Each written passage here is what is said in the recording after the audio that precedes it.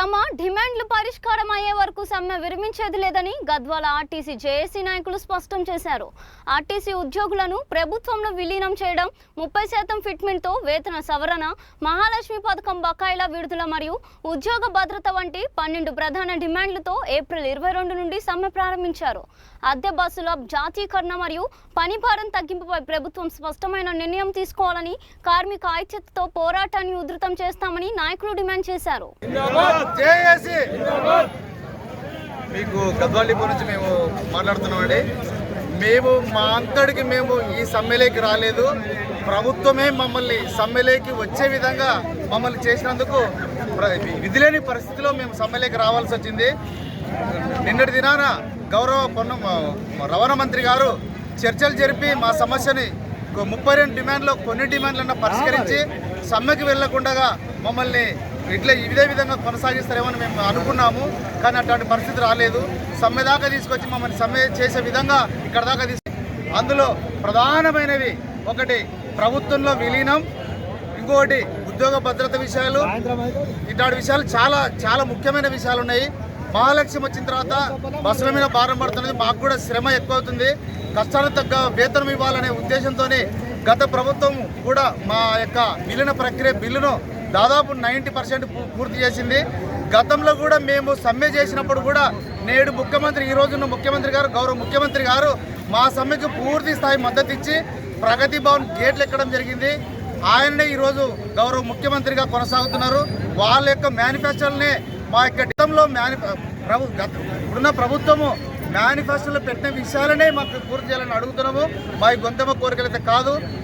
ఈ సమ్మెను ఈ విధంగా కొనసాగించకుండా గౌరవ ముఖ్యమంత్రి కానీ, గౌరవ రవాణా మంత్రి కానీ వారు మమ్మల్ని చర్చలకు విరిసి సమ్మెను తొందరగా విరమింపజేస్తారని తెలియజేసుకుంటూ ముగించుకుంటాం. Thank you. ఏర్పాట్లు చేస్తుంది. ఎందుకంటే బయట వాళ్ళని తీసుకొని నడపడానికి, కానీ మేము ఎలాంటి అవాంఛనీయ సంఘటనలు జరగకుండా వాళ్ళు ఏ విధంగా నడపకూడదు, ఎలాంటి అవాంఛనీయ సంఘటన జరగకుండా మేము ముందుకు అయితే మా సమ్మె యథావిధంగా సమ్మె.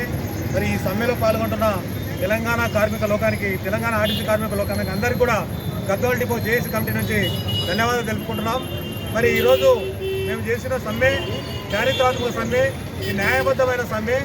మేము ఈ కాంగ్రెస్ గవర్నమెంట్ మేనిఫెస్టోలో పెట్టిన అంశాలను మాత్రమే ఈరోజు తీసుకొని, ఏదైతే మన ప్రభుత్వంలో విలీనం అనుకోండి, మరి అదేవిధంగా మరి మా న్యాయమైన డిమాండ్ల ప్రకారం యూనియన్ల పునరుద్ధరణ, మరి అదేవిధంగా మాకు 2021, 2025 2 పిఆర్సీలు ఇచ్చేది ఉంది. మరి వాటి యొక్క సాధన కోసం, అదేవిధంగా మరి రిటైర్డ్ అయిన ఉద్యోగులందరికీ బకాయిల కోసం, మరి ముఖ్యమైన 5 సమస్యల కోసం మేము ఈరోజు అడగట్లేదు. మరి ఈ విధంగా రాష్ట్ర ప్రభుత్వాన్ని కూడా ఈరోజు మేము కోరుకునేది ఒకటే, మా సమ్మెను న్యాయబద్ధ డిమాండ్లను పరిశీలించి మరి సమ్మె విరమణకు మీరు ముందుంటారని, మరి ఈ సమ్మెను విరమించడానికి మీ యొక్క చర్యలపై మా యొక్క సమ్మె విరమణ కూడా ఆధారపడి ఉంటుందని, మరి అదేవిధంగా కొనసాగితే ఇది నిరవధికంగా ఎన్ని రోజులు చేయడానికైనా మరి కార్మికులు సిద్ధంగా ఉందని తెలియజేస్తూ, మరి ఈ సందర్భంగా గద్వాల డిపో కార్మికుల నుంచి ప్రతి ఒక్క కార్మికులకు ధన్యవాదాలు. మేనేజ్మెంట్కి అయితేనేమి, గవర్నమెంట్కి అయితేనేమి ఒకటే తెలియజేస్తున్నాము. మరి ఏదైతే అనుభవం లేని వారిని తీసుకొచ్చి రోడ్లలో ట్రాక్టర్ నడిపిన వాళ్ళు, లారీల వారిని తీసుకొచ్చి బస్సు నడిపించే ప్రయత్నం చేస్తున్నారో అది ఈ యొక్క లోకానికి కానీ, ఈ జనాలను తీసుకోవడానికి కానీ చాలా కష్టతరమైనది. ఏమైనా జరగడానికి సంఘటనలు జరిగితే దీనికి అంతటి బాధ్యత మేనేజ్మెంట్ వహించాల్సి ఉంటుంది.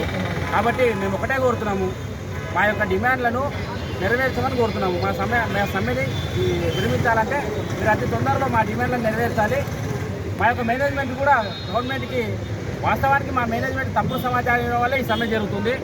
మా మేనేజ్మెంట్ తప్పుడు సమాచారం ఏంటంటే అనవసరంగా ఈ సమ్మెను కొనసాగిస్తుంది. కాబట్టి వారికి తెలియజేస్తున్నాము, మీరు ఎంతో తొందరగా మా యొక్క సమస్యలు తీర్చి గవర్నమెంట్ ద్వారా సాధించుకుంటామో అంత తొందరగా ఈ యొక్క ఆర్టీసీ బాగుంటుందని తెలియజేస్తున్నాము. మీరు ఎట్టి పరిస్థితుల్లో కూడా అనుభవం లేని వారిని కానీ